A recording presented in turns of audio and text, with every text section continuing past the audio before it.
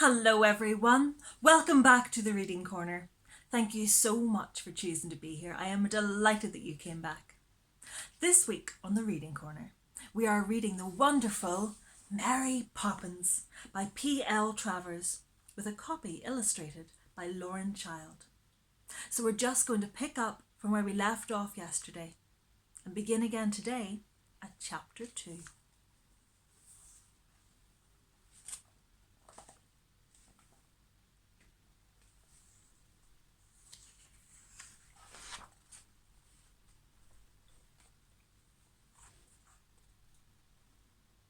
Every third Thursday, said Mrs. Banks, 2 till 5. Mary Poppins eyed her sternly. The best people, Mum, she said, give every second Thursday, and 1 till 6, and I shall take those, or... Mary Poppins paused, and Mrs. Banks knew what the pause meant.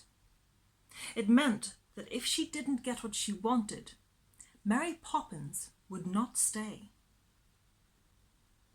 Very well, said Mrs. Banks hurriedly, though she wished Mary Poppins did not know so very much more about the best people than she did herself.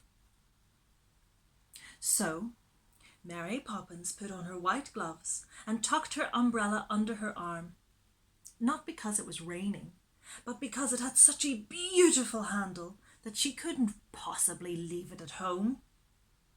How could you leave your umbrella behind if it had a parrot's head for a handle? Besides, Mary Poppins was very vain and liked to look her best. Indeed, she was quite sure that she never looked anything else. Jane waved to her from the nursery window. "Where are you going?" she called. "Kindly close that window," replied Mary Poppins, and Jane's head hurriedly disappeared inside the nursery. Mary Poppins walked down the garden path and opened the gate.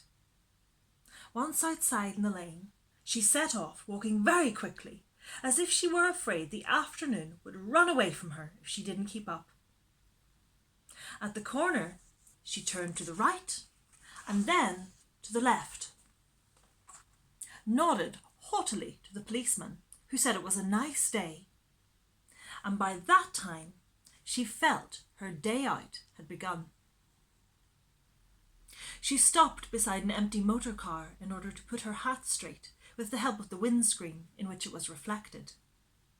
Then she smoothed down her frock and tucked her umbrella more securely under her arm, so that the handle, or rather the parrot, could be seen by everybody. After these preparations, she went forward to meet the matchman. Now, the matchman had two professions. He not only sold matches like any ordinary matchman, but he drew pavement pictures as well. He did these things turn about, according to the weather. If it was wet, he sold matches, because the rain would have washed away his pictures if he had painted them. If it was fine, he was on his knees all day, making pictures in coloured chalks on the sidewalks, and doing them so quickly that often you would find he had painted up one side of a street and down the other almost before you'd had time to come round the corner.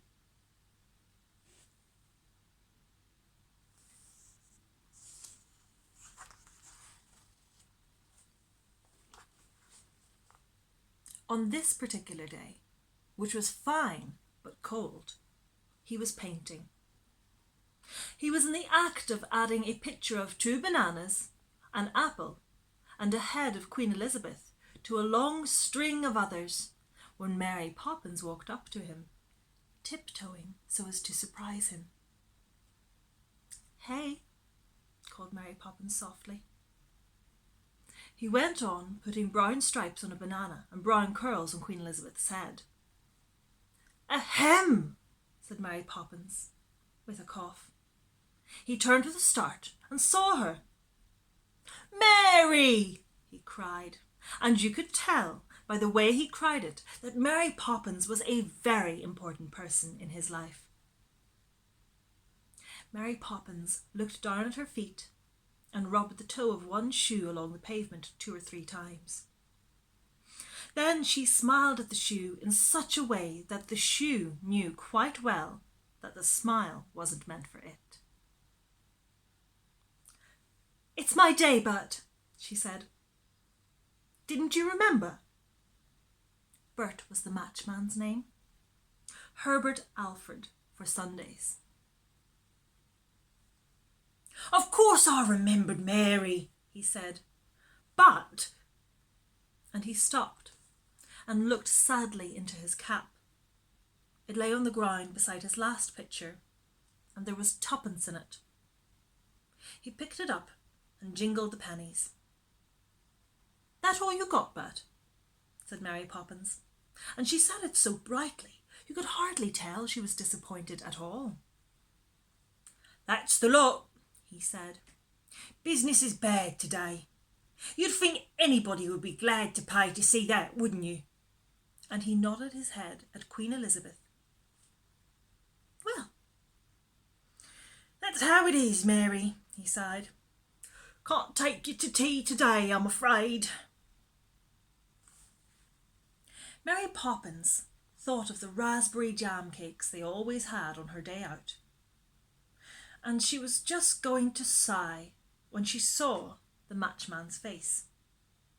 So, very cleverly, she turned the sigh into a smile, a good one, with both ends turned up, and said, "That's all right, Bert. Don't you mind. I'd much rather not go to tea. A stodgy meal, I call it, really." And that, when you think how very much she liked raspberry jam cakes, was rather nice of Mary Poppins.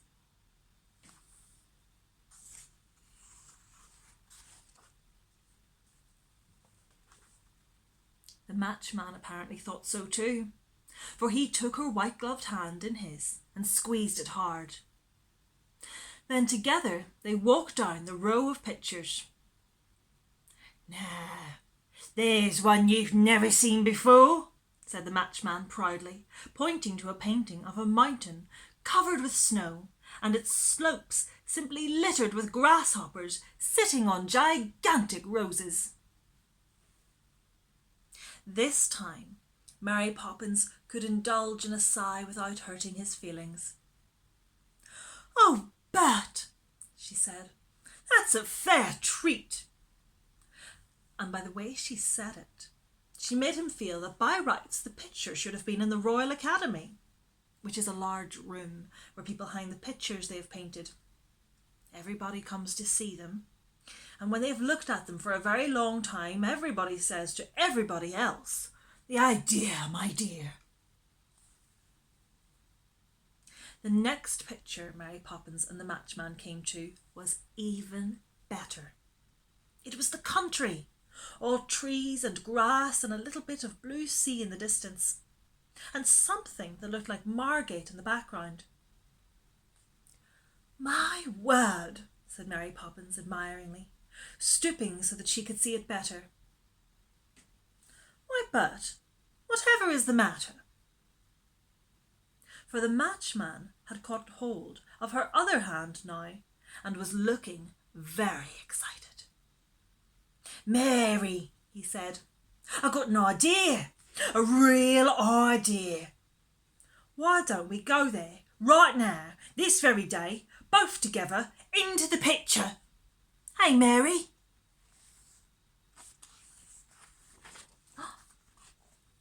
And still holding hands, he drew her right out of the street, away from the iron railings and lampposts, into the very middle of the picture. Pfft! There they were, right inside it. How green it was there, and how quiet, and what soft, crisp grass under their feet.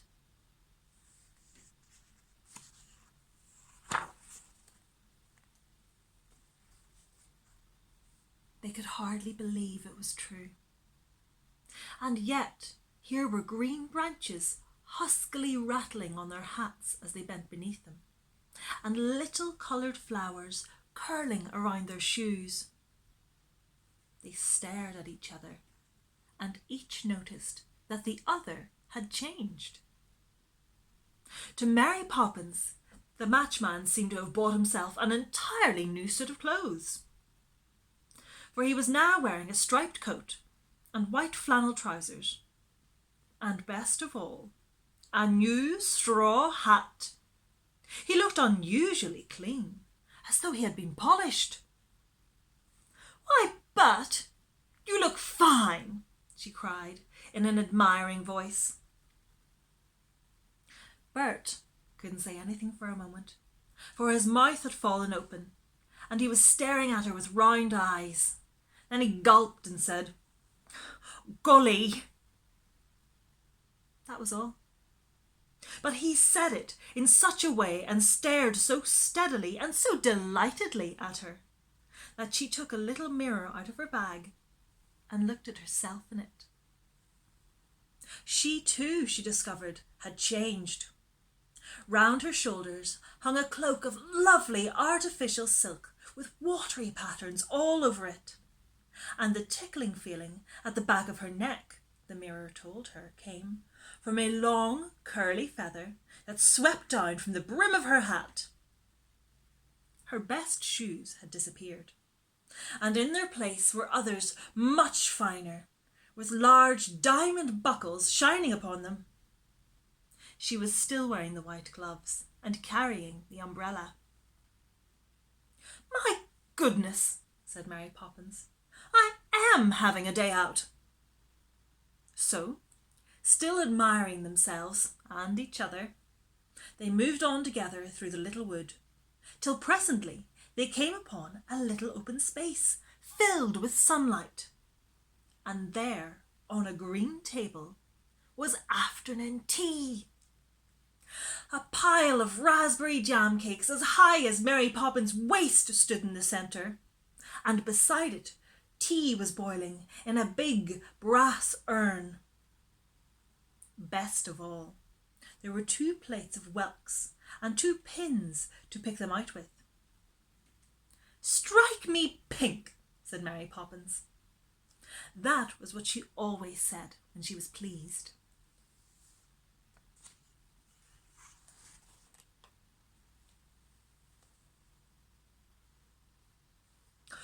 "Golly," said the matchman, and that was his particular phrase. "Won't you sit down, madame?" inquired a voice, and they turned to find a tall man in a black coat coming out of the wood with a table napkin over his arm. Mary Poppins, thoroughly surprised, sat down with a plop on one of the green chairs that stood around the table. The matchman, staring, collapsed onto another. "I'm the waiter, you know," explained the man in the black coat. "Oh, but I didn't see you in the picture," said Mary Poppins. "Oh, I was behind the tree," explained the waiter. "Won't you sit down?" said Mary Poppins politely.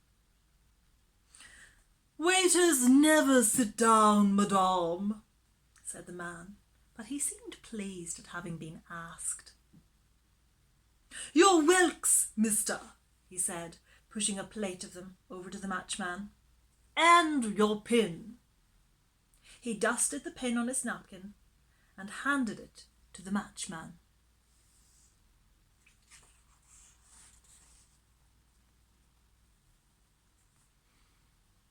They began upon the afternoon tea, and the waiter stood beside them to see they had everything they needed.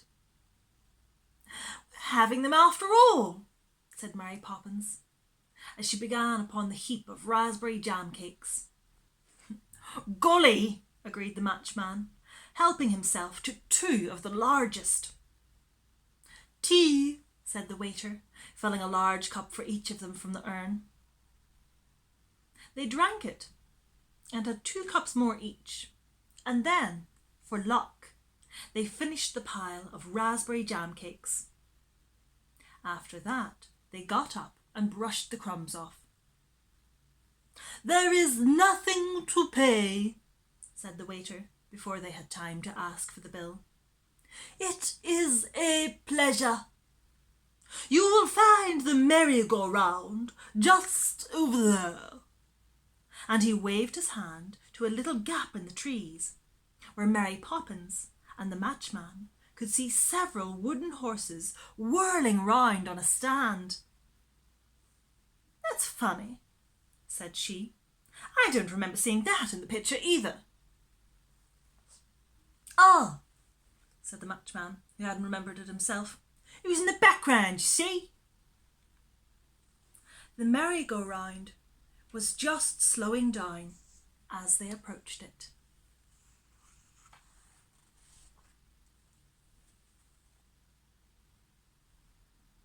They leapt upon it, Mary Poppins on a black horse and the matchman on a grey.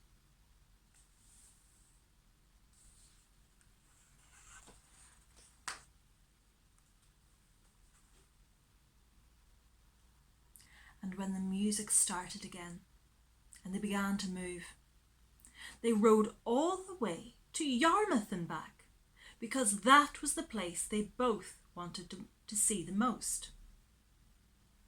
When they returned, it was nearly dark, and the waiter was watching for them. "I'm very sorry, madame and mister," he said politely, "but we close at 7. Rules, you know. May I show you the way out?"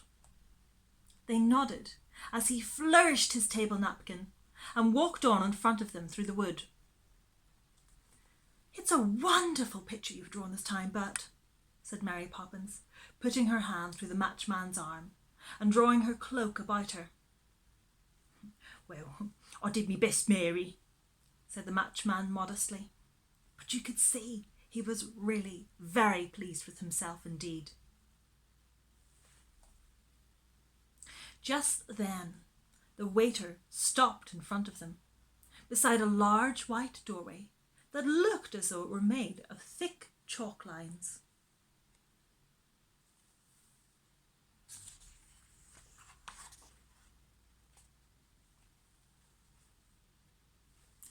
"Here you are," he said.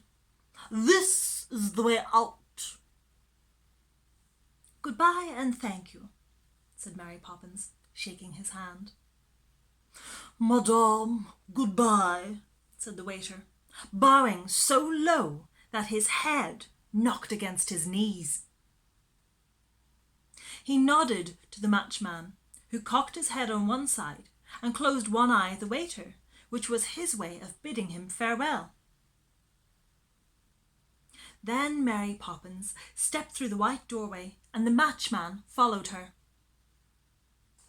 And as they went, the feather dropped from her hat and the silk cloak from her shoulders and the diamonds from her shoes.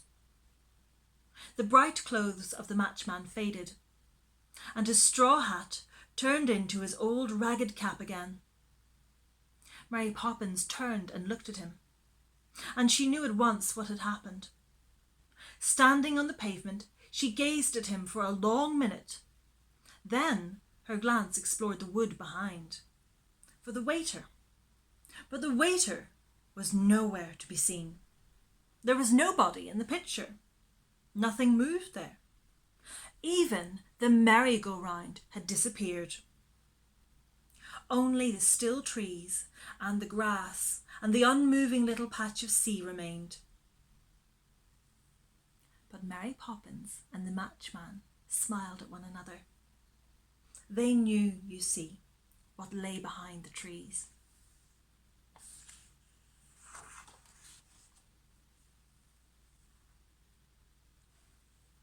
When she came back from her day out, Jane and Michael came running to meet her. "Where have you been?" they asked her. "In Fairyland," said Mary Poppins. "Did you see Cinderella?" said Jane. "Cinderella, not me," said Mary Poppins contemptuously. "Cinderella indeed." "Or Robinson Crusoe?" asked Michael. Robinson Crusoe! Pooh! Said Mary Poppins rudely. Then how could you have been there? It couldn't have been our fairyland. Mary Poppins gave a superior sniff. Don't you know, she said pityingly, that everybody's got a fairyland of their own? And with another sniff, she went upstairs to take off her white gloves and put the umbrella away.